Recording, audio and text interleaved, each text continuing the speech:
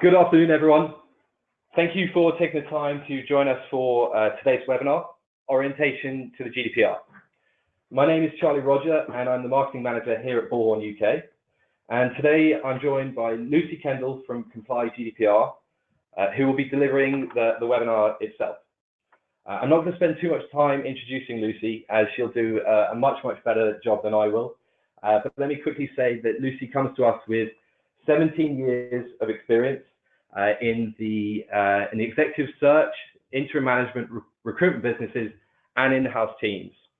And she has since joined the Comply GDPR team and is focused on helping recruitment agencies embrace and align with the General Data Protection Regulation.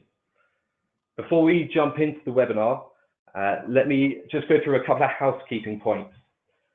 Today's session is being recorded.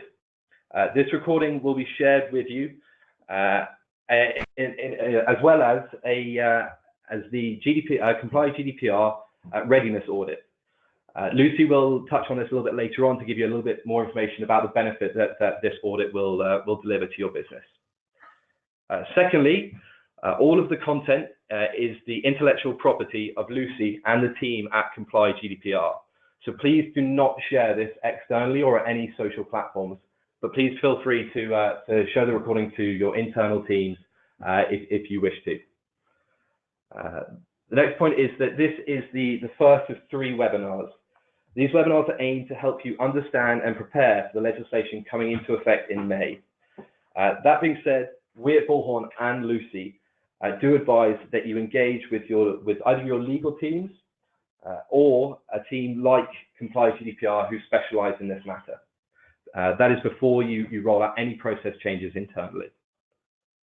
The final point is that this webinar will last approximately 30 minutes. This is to allow for as many questions as possible. So please do use the chat system in the webinar to register those questions. We will do our best to get through as many of those as possible, but we are aware that this is an extremely popular topic. And so therefore, we've made the decision that any questions that we can't address, we will involve in the directive of the content for the second and third webinars. That's enough for me for now, so I will now hand things over to Lucy. Thank you, Charlie. Right, I'm going to try and get my screen onto all of yours. Okay. Right, hopefully we're there. Welcome everyone, and thanks for joining us today. As Charlie sort of said, we've split this content over 3 webinars. At this stage of the game, we've done that because everybody's really at different stages of their education and preparation for GDPR. So clearly, when we've started this webinar series, the right place to start is at the beginning. So for those of you that are already on your journeys and have already done quite a bit of work around GDPR, Lucy, sorry, yes, the webinar panel on the right hand side is still open. Would you be able to minimize that one? Yes. How do I do that? How do I do that? The orange arrow. There we go. Okay, sorry. There we go. Okay. So basically we're going to start at the beginning and I guess to try and create a bit of a level playing field. So it'll be really good for everybody that has done absolutely nothing and is like, what is this thing? Hopefully for people that have heard a lot, I'd like to think we can give a bit of clarity today and kind of make sense of some things. So it's all about the starting point. Just not to go over this in too much detail, but Charlie's given me a bit of an intro. I have worked across most verticals in talent acquisition. I've worked for myself all the way through to a US listed recruitment business. Today, I'm a director of Comply GDPR, and I work with a business partner called Helen Haddon.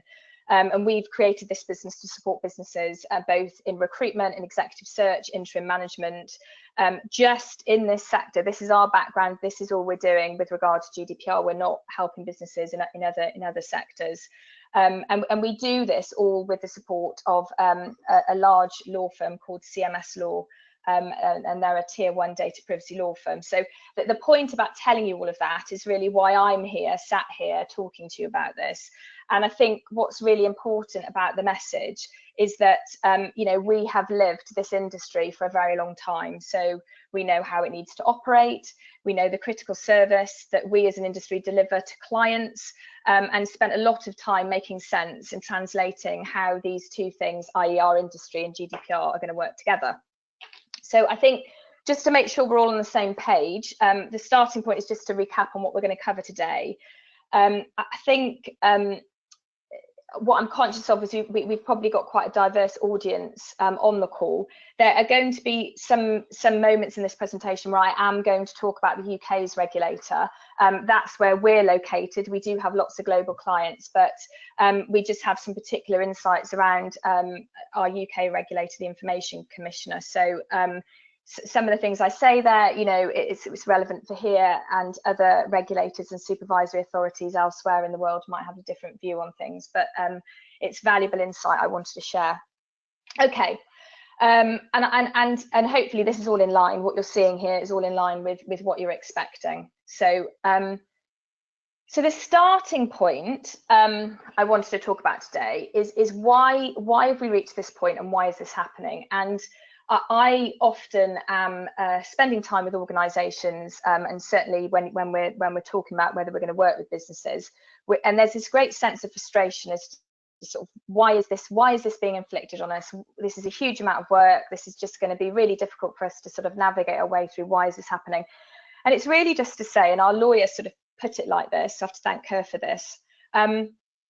Data protection legislation has been around for a very, very long time. I think it originated in the 60s, but certainly in this country, we've had a very robust, this country being the UK, we have a very robust approach to data protection, and it's been in existence for sort of 25, 30 years. And I guess if we look at things in a more sort of diverse sense across Europe and globally, what sort of happened is authorities have over that sort of period of time sort of tightened up the law in certain areas, brought out, you know, increasingly, I suppose, stringent bits of legislation. But in spirit, they've tried to treat us all like adults. So they've said to businesses and organisations, here are some rules about how you should treat people's data. Please, can you do what's being asked of you? And we've sort of all acted, and it's not just our industry, but lots of industries haven't really done what we should have been doing.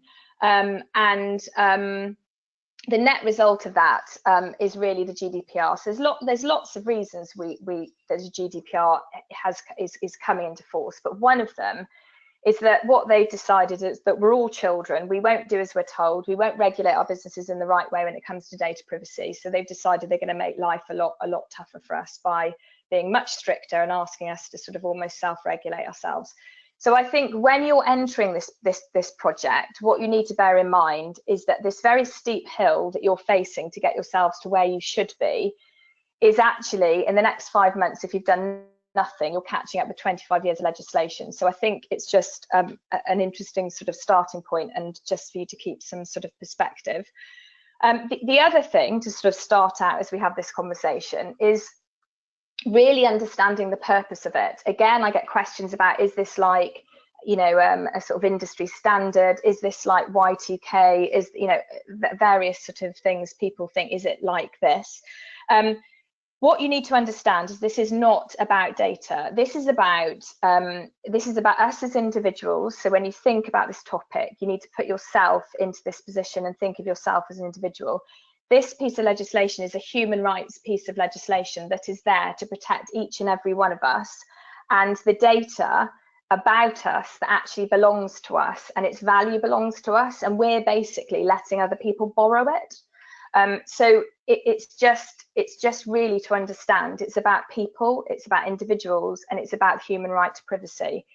And linked to that is also the fact that at its core, it's about the fact that we have all absolutely lost control over who has our data, how they got it, what they're doing with it, who it's been shared or sold to. and it's a completely imbalanced relationship where we just don't have any control. And that data that's being traded or is being moved around, it belongs to us, its value belongs to us. And so we should be included in its use. So this piece of legislation is really about redressing this power imbalance that exists today. So another really key point to bear in mind. A few quick reminders. These are sort of a bit more of the clinical points. It is a European regulation and it comes into force on the 25th of May of this year. That is hard stop. We have had 2 years to get ready for this. So there is no grace period from the 25th of May. Regulators are regulating in line with what it's asking of organisations. It affects all companies with offices in the EU, and it affects any company that's processing data of European residents. So what's key about that is if you're an American living in Paris, it's there to protect you. If you're an American company selling products and services to any European individuals, it applies to you. So it's a pretty far-reaching piece of legislation. How it will actually be governed and managed, country to country, we'll have to wait to see. But and the other thing I think that's quite interesting about this is it's a bit like a domino effect. So, from a European perspective, it's sort of, we have effectively the most advanced data privacy standards globally, but you will notice in the press that other countries, if you do have offices internationally, that pretty much other countries around the world are all sort of reviewing their stance with regard to this. And just touching on that then, when we talk about Brexit, because lots of people talk about what's going to happen with Brexit, we obviously are part of the EU at enforcement date, and currently there's the UK Data Protection Act going through Parliament. It's had its second reading before Christmas. And, there's going to be no changes here. We will continue, as part of our trading arrangements with various countries, we will have to have very high data privacy standards, and we've always been part of those conversations at the very front end anyway. So it's definitely here to stay. The other piece of legislation that we need to sort of draw everybody's attention to is we have got the GDPR, but what sort of sits hand in hand with it is regulation and legislation that governs direct marketing. So again, in the UK, we have something called the Privacy and Electronic Communications Regulation. This governs how we directly market via email, via the phone. And when you're looking at GDPR as a project, as a business, you need to consider this as well, because they sit really closely together. And often when you look at sort of regulator action and what regulators don't like, marketing forms a big part of where they take action. And obviously, as recruitment businesses, that's a core part of what we do. We speculatively send out CVs to clients, and amongst many other things that we do of that nature. So it's just something that you should be aware of. It is currently under review in European Parliament at the moment, and we'll see what happens with that. But it's just to make you aware that there is another piece of legislation that governs direct marketing, and again, the data privacy regulators and authorities tend to look after that and enforce action. The other thing is the sanctions. So everybody, I'm sure, has seen loads and loads and loads and loads and loads of stuff in the press about the fines, because they're terrifying and they're vastly different to the sanctions that exist today. I mean, my only point that I'd make to you about this is that I'd be more concerned of a lot of other areas that I think can cause genuine risk and disruption to your business, whether that's related to things like subject access requests, or clients, you losing work because you can't evidence that you're not ready for GDPR, or people going to town about you on social media.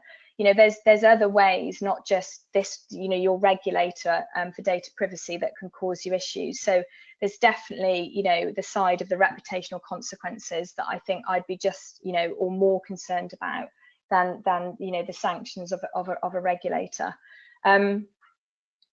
So I said I was going to talk a bit about the UK. I think this is our regulator, the Information Commissioner, and it's just worth, I think, stressing. We're the sort of business that try to create calm when we talk to clients and just kind of be really practical. And I think, this is what the regulator's also been trying to do. So, they've been very clear about earlier, well, a year ago, what their stance was, and what's really driving the regulation, what they're expecting to see from businesses. So this culture of privacy, that you understand the risks that you're creating for others and you're mitigating them. But late on last year, or midway to late on last year, they then came out and had to they did a load of what they call myth busting blogs, because the media just went crazy about all sorts of stories, particularly around the fines, and they came out and tried to again create a bit of calm. So we're quite lucky in the UK. We've got a really nice regulator who try to encourage positive behaviour. So the message here is that they're looking for organisations to be doing something about this and doing the right thing. If you do nothing, and something goes wrong, they are not going to be very forgiving. But if you've done something, even if you haven't done everything that you should be doing, I think the fact that you're attempting to take the topic seriously, this is what they're trying to encourage organisations to do. So it's really, do something, get on with it, and show that you care about the individual right to privacy. So up next is just some detail now to try and bring this regulation to life a little bit. And I'm going to try my best here to give you a steer on, from a sort of recruitment context, what are the things we should be sort of thinking about and concerned about.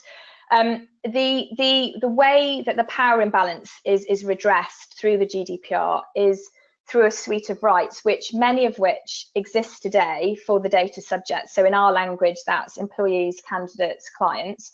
They're effectively what we sort of call supercharged, so they're increased. So I'm just going to pop them all up, and I'm just going to talk to you about a few of them. So we all get these rights, but they're actually correlated with what's called your lawful reason for processing. So one of the principles of the GDPR, which I'll talk about in a second, is that you've got to have a lawful basis for processing data, and there are only 6 things you can pick from. With the rights are correlated to whichever one of those you pick. So the reason I stress that to you is that the 2 boxes here that are highlighted in white are linked to consent. So if you choose to process data under consent, consent is really the lawful basis for processing that gives individuals the greatest amount of rights and the greatest power. So if you process under consent, giving consent and taking consent away, so the right to withdraw consent has to be as easy. So it's going to be as easy to withdraw it as to give it. So somebody could give you consent like now, and 36 seconds later take it away. And also we talk about this right to be forgotten, the right to erasure, basically to be deleted, that somebody can ring you and say, just get me off your database. Again, that it's not an absolute right. It's a right that's directly correlated with consent, and an individual can work their way through to get to that point under other lawful basis like legitimate interest. But it's just to explain to you that not all the rights are given to everybody straight off the bat. One of the other ones is just portability, just really to say to you that on the face of it, you think, gosh, as an agency, we're going to have to hand all our information over to another agency. The right to portability is about you, again, this is a generic, we have to remember this is a generic piece of legislation. So this is about if you give data to somebody, a business, that whatever you've given them can be moved to another provider. So in the context of our industry and everything, all the intel we might have on an individual, we're only going to be passing to somebody else what they gave us. So that would be like their CV.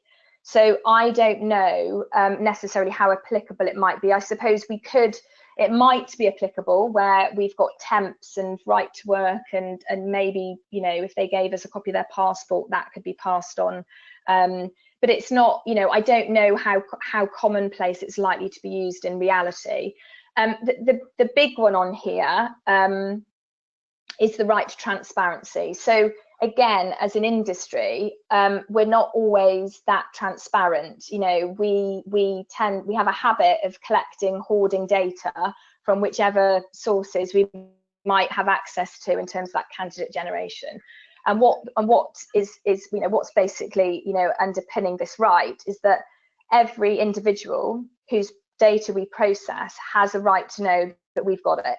So this is this right to be informed. So we have to inform people, and there's a list of things which are clearly defined that we must communicate. It's not just, by the way, we've got your data. There's a list of things we have to communicate, and this is one of what I would call the sticky issues for the industry, and it's what will form part of the conversation in the next webinar. The other one, which is slightly contentious for us, is the right to request. It's the right to access. So the right to access is, it says right to request, that's my fault, it should say right to access. So this is that people have a right to see what it is you're processing on them. This exists today, so people can ask to see what you're processing on them today. It does have a £10 fee, and that will go after the 25th of May in the UK, and there's a shorter time period, but you know, that you have to respond in, which is now down to 30 days. And there's other things linked to it in terms of, you know, there's other conditions as well. But I think, you know, from a recruitment perspective, it's just to be really clear to everybody that's listening that that is everything that you are processing: hard copy, soft copy. And you have to think about, in reality, what it is you're processing. So thinking about what's contained within your database and whether you'd be happy to actually provide that information to an individual. So, you know, with it, we're talking disgruntled candidates, we're talking disgruntled employees, and you would have to provide everything. And in the UK, under the Data Protection Bill, they're currently suggesting that they will, if you receive a subject access request for somebody to see all their details, and if somebody in your business tampers, edits or changes anything that's on your systems in any capacity prior to you giving that to the individual, i.e. after the date they've requested it, there is an appetite, it's in writing, that it will become a criminal sanction, and that will be a criminal charge to the individual that's taken that action. So that's pretty serious. So, you know, you can start to see in here where some of these challenges will arise for us as businesses that have rather large databases. So, this is sort of a summary of the rights under the GDPR. Okay, so next up is the principles. So, and these are really important. These underpin the GDPR in the sense that as a business and as an organisation, you've got to demonstrate how you are living up to these principles. And this is a little cartoon that somebody designed for us.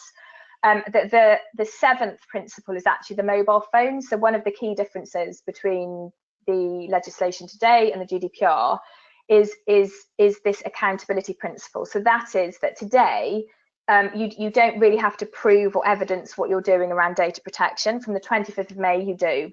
So you need to be able to show how data privacy is embedded in your business, how you have a culture of privacy, and how you are living up to the GDPR.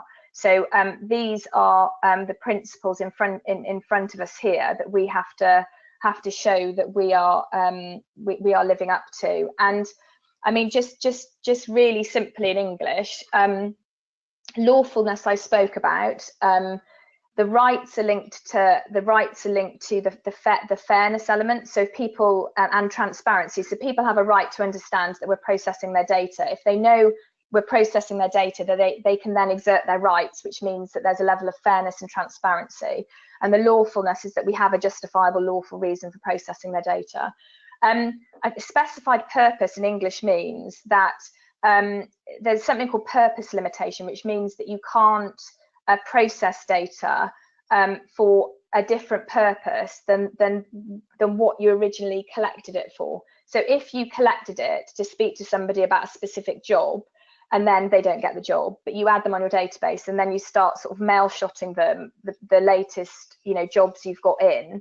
The problem you have there is that's a breach of GDPR, because you didn't tell them that actually what you were going to do is then start mail shotting them.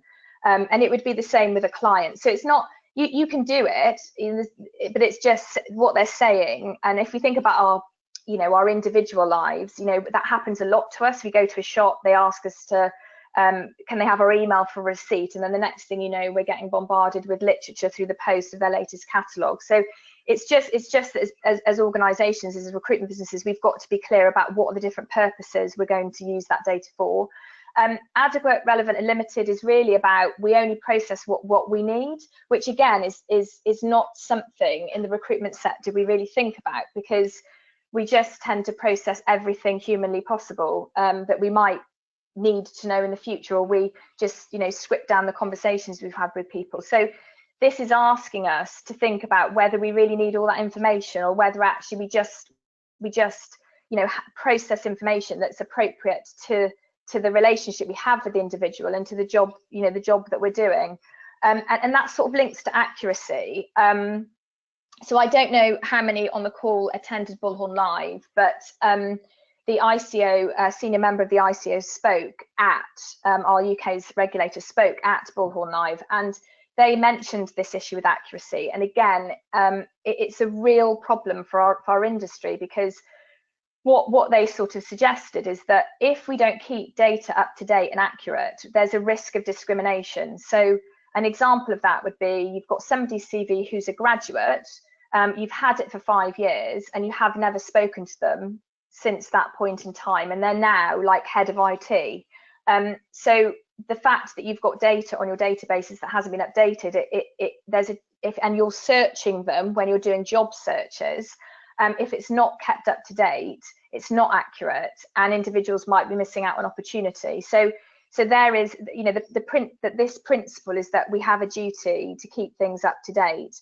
And then of course that links to the next one, which is time limited. So if anybody has read bits of the GDPR, there's a really helpful bit that says we shouldn't keep data any longer than is necessary, which is obviously incredibly helpful, because what on earth does that mean? But this is about the fact that we just are no longer allowed to keep data for as long as we decide we might need it. We have to be very clear with people, and we have to live to it as well, in terms of how long are we going to retain that data, or how long are we going to leave the time period between contact. So so that's, a lot of these really create quite a bit of thinking for us in terms of how we will live up to what's being asked. And then finally, add it's the security bit. So how have we got the right level of cyber security? Have we got the right level of physical security? Do all our staff understand how they should or shouldn't be behaving with technology? So so these are the principles. And what I would say about this is, I use an analogy of spinning plates. So I try to describe that implementation of how you're going to live up to the principles. You've kind of got to make sure that those plates are spinning all together. You've got to be able to look above you and check that you are doing what's required for your, in line with your risk appetite of your business. You've got to make sure those plates are spinning at any one time in terms of your business activity. So there's a little bit to navigate your way through. So I mean, I think what I would say is I think when I look at some of the principles, I think technology has a really key part to play. And I know that, for those of you that are Bullhorn customers on the call, looking at some of the partners that work with Bullhorn, there are firms that are really trying to come up with very simple ways of you being able to live up to some of those principles. So for example, accuracy, what's the role of automation here? Or, just making life as easy as possible day to day for your consultants and your businesses. So I would definitely say watch this space with technology, and how this could really, assist with some of this stuff to make your consultants and lives as simple as possible. Just next, I think I would just say, if there are two words that you kind of grasp from kind of today and like what GDPR is about, are these two words: transparency and accountability. So transparency, because we've just got to be a lot clearer with people to ensure fair and transparent processing. How are you going to achieve this? Depending on how you're sourcing candidates or clients, how are you going to make sure, you know, both new and then your existing databases, how are you going to be transparent? How are you going to make sure that the people whose data you're processing, how are you going to make sure they know what they need to know as per the law? The accountability bit is this new bit where you have to evidence what you're doing to comply. You know, you have to demonstrate the data protection. It has got an ongoing place in your business and in your governance. It's a board issue, and you've got to be at any point be able to show your workings. And this is essential for something going wrong. If you have a breach investigation, or even if you've got a client, a PSL, we've had lots of clients say, you know, we've got to show, to be part of the PSL for, you know, quite a mainstream brand, we've got to show what we're doing. So, you know, this evidence-based accountability is really, really important. So just really to kind of, you know, sum up some bits here is, you know, what do recruiters need to do in terms of thinking about GDPR? You know, this isn't comprehensive. This is just really, you know, for you to sort of, I suppose, in summary, is that you've got to think, if you look at the dark blue bits first, because these are the really recruitment specific things, or the things that I would say are going to be things you're going to need to think about in more detail because of the way the recruitment industry works. But, you know, obviously don't use data for purposes other than it was collected, or tell people the variation of ways you're going to use their data. You know, you've got to keep data up to date and no longer than is necessary. So you've got to work out how you're going to achieve those things. You've got to set your stall out in terms of what is your legal basis for processing. And I'm sure lots of people have got questions around this. There are 6 variations. We'll talk about it next time, but, you know, consent because of contractual obligation, or contractual necessity, legal obligation, legitimate interest. You've got to decide which one's right for your business activity. And, you know, the thing that, and again, this is a sticky issue, is that when we talk about transparency and what you've got to tell somebody, you do have a time limit on that. So you've got within 1 month, if you've sourced the details from a third party, you've got within 1 month to tell somebody you're processing their data, and then all those other bits and pieces that basically define the transparency requirement. And what's key as you're doing all of this is, you know, you've got to evidence all of this as you go. The things that are clear in white, these all you have to do, but these are things that every business out there is having to tackle. So you've got to make sure that you take organisational measures to protect data. You've got to take technical measures to report data, and you've got to have an approach for how you're going to monitor and report breaches. So these are things that every business out there has to think about. So I'm actually going to use an analogy to explain to you a little bit more about the organisational and technical measures, and just to help you grasp this stage of the discussion. So we like to use this analogy to help really get across this understanding about data. So this story goes basically that that a friend of yours gives you £3,000 in cash, or, you know, pick a large sum of money, and they basically ask you to look after it. So the thing here with this story is, if somebody gives us £3,000 in cash, or £3,000, $3,000, whatever it is, we, on receipt of that money, straight away in our heads, that is something of value, and straight away we are thinking, I need to get this home, I need to put it in my house, because that's where it's safe. And we need to get into the mindset of realizing that when we're given personal data as organizations, as individuals that work for organizations, we've got to start realizing that that data that somebody's giving to us is valuable, and to them it's worth that, you know, it's worth the same as that money. So in this analogy, we're going to talk through this sort of scenario, and in this context of personal data, obviously your house, which is where you're going to put your £3,000, you know, it is your business. So straight away, you know, the start of this project within your organization is changing a mindset of people understanding that the personal data that's being processed is valuable.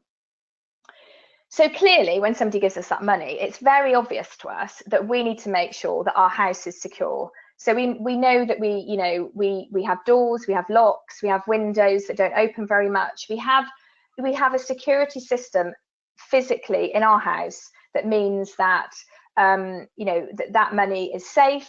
We also, all the people that live with us, they know that there's valuables in the house, so they know that when they leave the house, they're to lock the door.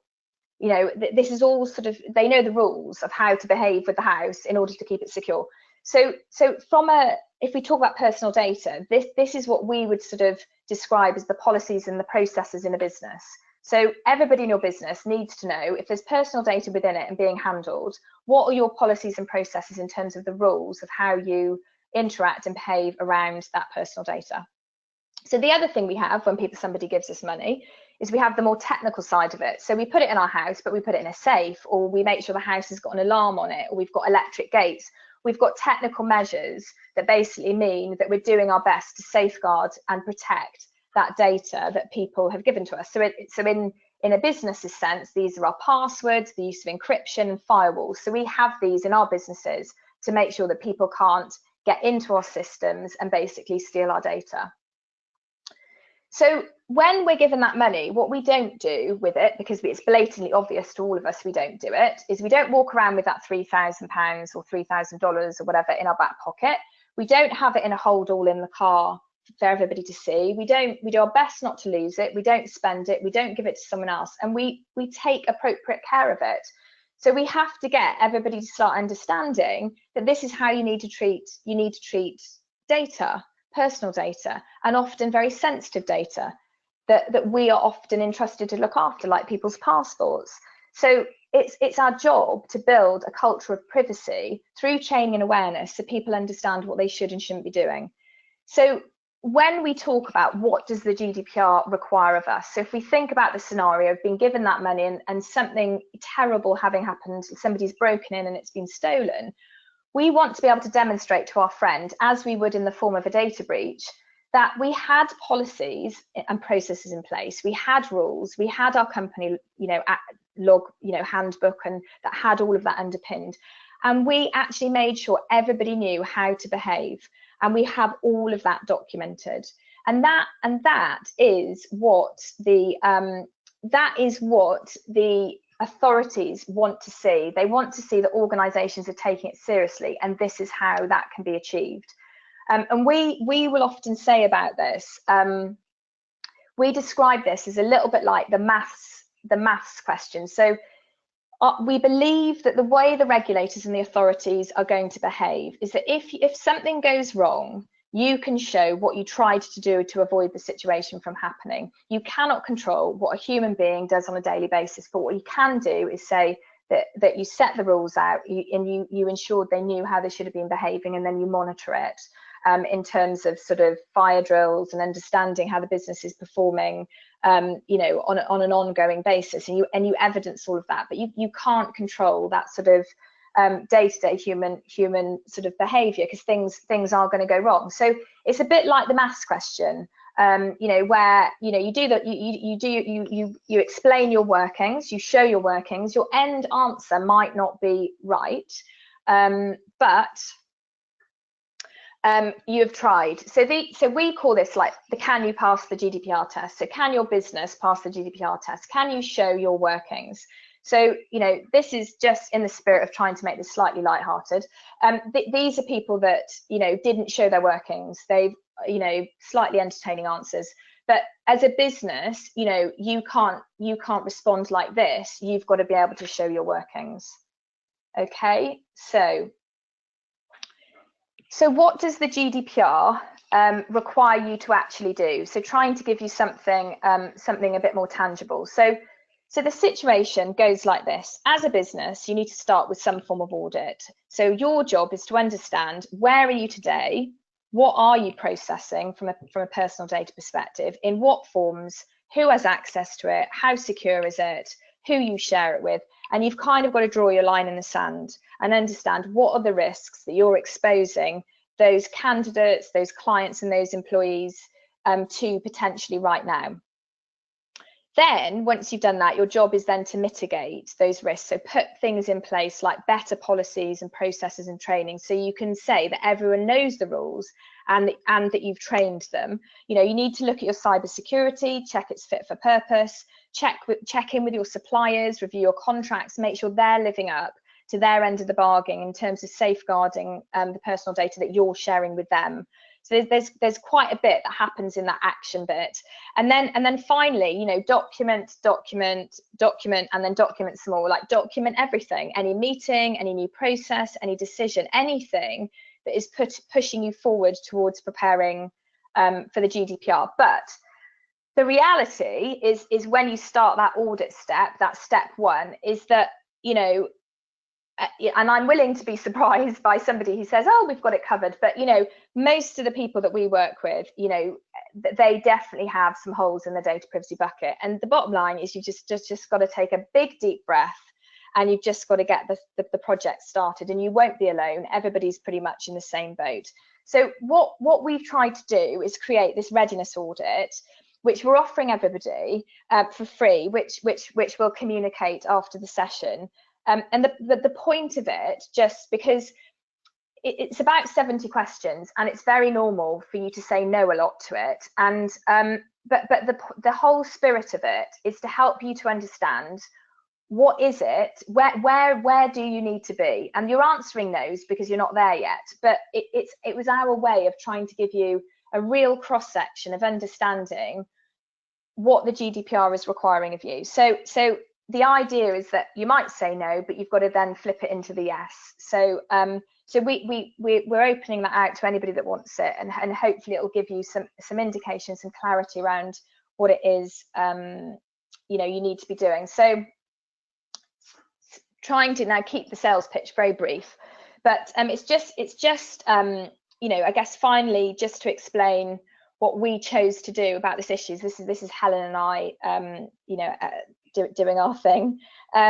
So we've kind of tried to create a solution that is a blend of sort of leveraging our intimate knowledge of working in executive search and in recruitment, and our lawyer, so this is Elle Todd here of CMS Law, where she's head of data privacy, blending the two things together, because you need the industry expertise blended with the legal perspective. Elle has worked both domestically and internationally, so she's got a really broad portfolio. And this is what we do. We do this. We've got a toolkit solution, and very simply, I mean, we sort of refer to it a bit like the Haynes car manuals, for those of you that might know what one of those is. But it doesn't really matter where you are in the data protection journey, whether you thought you'd got so far through it, whether you're just starting, or whether you're almost there. And the whole spirit of it really is to make this journey as pain-free as possible. So we do that through some of the things you can see in front of you. So we've got a data protection handbook that we've co-branded with CMS, which is a blueprint they've used for many years. But that is what you will have in place from the 25th of May, and it'll be your ongoing compliance document, how you are evidencing how you live up to the GDPR. The action plan is about, you know, the plain English document of how do you get there, how do you get from where you are today, step by step, moment by moment, through the journey of Helen and I really walking through the project with you in spirit. And then we always do an implementation workshop. So that's a day in London, typically with in CMS's offices, where we give you the resources and whoever's in charge of implementing, and we spend a day kind of working with peers and just helping you get empowered and ready for your journey. And then we back it up with helpline support, and then wrap it all up at the end with an e-learning platform. Because as we said, it's so important that you're going to be able to demonstrate that all of your staff understood what they should or shouldn't be doing when it comes to sort of data privacy and protection. So I think what I just want to say at the end, because I'm conscious of how much information you've all just had to listen to, you know, the thing about this is, as intimidating as it might feel, is I would just sort of say, try to put it into context. You know, it's not asking you to be perfect. They've been waiting for 25, 30 years for every organisation out there to take this seriously. So it's asking you to really respect, value and protect that personal data that we are entrusted to look after. So you know, there's just a bit of perspective there for you to sort of for us to sort of end on. So and I think Charlie is going to jump in at some point, but just this is what's coming next. This is just really simply me explaining what you know, how we've broken it down. So I'm sure there's lots of questions to do with some of these things on the left around the sticky issues. So next time it's about trying to deep dive a little bit into some of the areas that are particularly problematic for our industry. And then the third part is really about understanding what the reality of the risks look like, and either how to avoid them or just how to be ready for them, because some things are just going to happen whether we like it or not. So yeah, it's just yeah, that's how we've broken it down. That's what's coming next. So I think we are done. I think that's it. So thank you, everybody. I hope that was helpful, and hopefully Charlie is now going to jump on. I'm here. Thank you very much for that, Lucy. It's awesome, fantastic content. Apologies, we have gone quite over that suggested 30 minutes. I know. But we are going to try and go through a couple of quick questions. But before we do that, I will say we are going to put as many of these questions into a question and answer document to send out to you all. So we will try and address as many of these as possible. There have been quite a few specific Bullhorn questions as well. If you are a client of Bullhorn, please do reach out to your account manager. They will do their best to answer as many questions as possible. They have all had training from Lucy, so are very aware of the GDPR, and are more than happy to answer as many questions of those as they can. But Lucy, to begin with, yeah, we'll start off with what was the 1 month rule about? Yeah, I know, I'm conscious of throwing that in there. Everybody going, what is it? So under the section of the GDPR that sort of explains what it is we have to communicate to individuals. So there's a list of about 8 or 9 things that by law we have to now make sure that they're aware of in terms of the data processing. What they've done is set a time limit. So what they've said is if you receive the information directly from somebody, that on the point of receiving the information, then you let them know all these things. If you receive it from a third party, which inevitably in when we're dealing with job boards, CV mining, and that sort of, and LinkedIn, that would be a third party. And so what it says is, if we've got the information from, or even a referral would be another example, somebody's referred somebody to us, we have within 1 month or before, if we're going to share it with somebody else, to tell the individual that we're processing their data and all these other things. So I'll try and find the list of it whilst we're on the phone, of what those things are. But yeah, it starts with things like who you are, is one of them. You've got to tell them who you are. You've got to tell them what their rights are. You've got to tell them what the lawful basis of processing is. So there's a list of things that you have to communicate, and it just goes as far as to say you have within 1 month to do it. So that's a really whopping change. Now, that's what the law says, but obviously part of what we do in our service is we try to talk through how you achieve that, but also other things to think about when you're contemplating it. Fantastic, thank you. The next question is around data breaches. So who do we report these data breaches to? The bit that comes before that is the one thing that I would say is, just because something's happened, like somebody's lost their phone, a data breach that needs reporting has to have certain factors going on. So you're not going to be so the only time you have to report a data breach is if there's a calculation, there's a form of calculation, and if the calculation, the output of the calculation is that the likelihood is that the loss of whatever's happened is likely to result in harm to the rights and freedoms of individuals, then you do have to report it. And who you report it to, in theory, is to the regulator. the regulator or the supervisory authority, they're called, of the country of which you're in. Now, it can get complicated depending on where the incident happens and how many different global offices you've got. So if you're a simple UK business or a French business, when something happens within the UK, you go to the ICO, and in France you go to who have they got.